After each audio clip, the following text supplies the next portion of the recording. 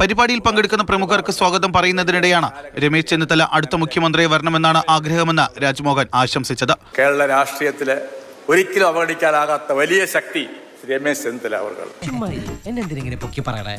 ശ്രീ രമേശ് ചെന്നിത്തല എന്ന് പറയുന്ന അദ്ദേഹം ഞങ്ങളുടെ എല്ലാം ഒരു സ്നേഹിതനെ പോലെ ഞങ്ങൾക്കുള്ള സ്നേഹത്തോടും ബഹുമാനത്തോടും പെരുമാറുന്ന ഒരു വലിയ ചാലക ശക്തിയാണ്.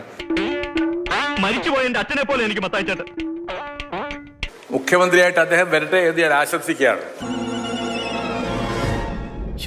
മുഖ്യമന്ത്രിയായിട്ട് അദ്ദേഹം വരട്ടെ എന്ന് ഞാൻ ആശംസിക്കുകയാണ്. അത് നീ എന്നെ ഇൻഡയറക്റ്റ് ആയിട്ട് കുത്തിയതല്ല, ഡയറക്റ്റ് ആയിട്ട് കുത്തിയതാ.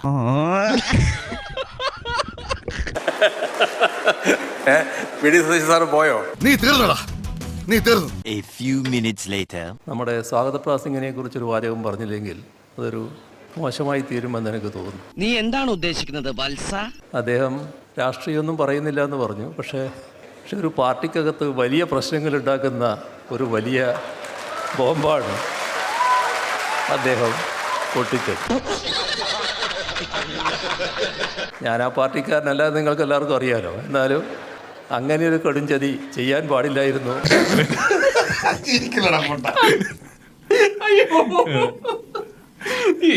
മുഖ്യമന്ത്രിയായിട്ട് അദ്ദേഹം വരട്ടെ എന്ന് ഞാൻ ആശംസിക്കുകയാണ്.